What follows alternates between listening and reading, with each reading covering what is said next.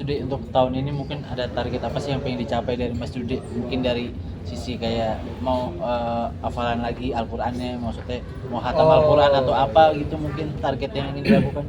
Kalau sekarang karena anak yang pertama juga sudah kan masuk di dalam sekolahnya itu ada program tahfiz ya, jadi dia menghafalkan.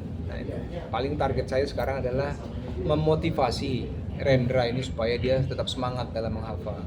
Kemudian yang berikutnya target saya adalah memastikan Ica kondisinya sehat sampai lahiran, karena nggak jauh setelah Idul Fitri dia akan lahiran gitu. Jadi dokter bilang nanti Idul Fitri jangan mudik yang kemana-mana, di rumah aja supaya nggak capek, karena itu udah masuk bulan ke-8 masuk 9 gitu ya.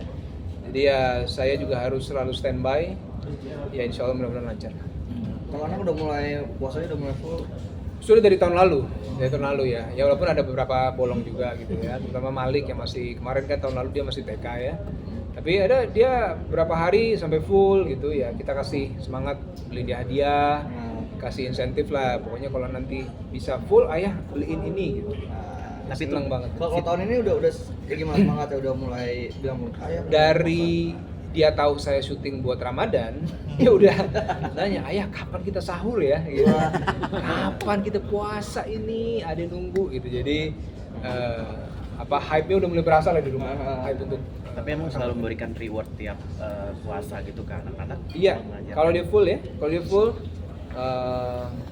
saya sebenarnya begini, niatnya adalah karena ini masih kecil anak-anak, dengan dikasih hadiah dia akan jauh lebih semangat gitu ya.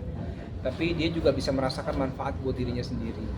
Misalnya kayak kemarin dia hafal juz 30 gitu ya. Itu buat saya sama Ica itu sesuatu yang saya mungkin belum hafal sebanyak Rendra gitu ya. Itu yang luar biasa sih menurut saya. Alhamdulillah ya. Jadi dia juga merasakan kalau sholat sebanyak bacaan yang bisa dia baca gitu sekarang. Tapi kita kasih juga hadiah supaya dia senang tapi manfaatnya juga dia bisa rasakan. Nah, menjelang puasa ini ada nggak sih spiritual yang memang Kak Dudu selalu lakukan tiap tahunnya setiap puasa, itu seperti apa itu? Menjelang Ramadan ya kalau yang harus dilakukan kan minta maaf ke orang tua. Betul, alhamdulillah orang tua masih lengkap, mertua juga masih lengkap. Jadi itu fokus utama kita dulu ya. Terus menjalin silaturahmi lah dengan teman-teman, dengan para ustadz gitu ya. Dan kan saya sama teman-teman juga ada pengajian rutin.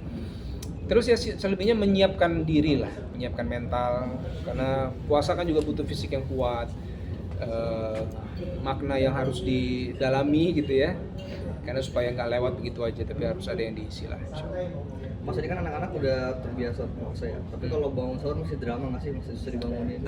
Itu dia, sekarang mereka ini justru, ini begini, kalau misalnya saya sama Ica dulu ya, puasa sunnah gitu ya, Senin, saya bangun sahur, terus dia tahu sorenya saya buka puasa, dia protes kenapa abang nggak dibangunin sahur.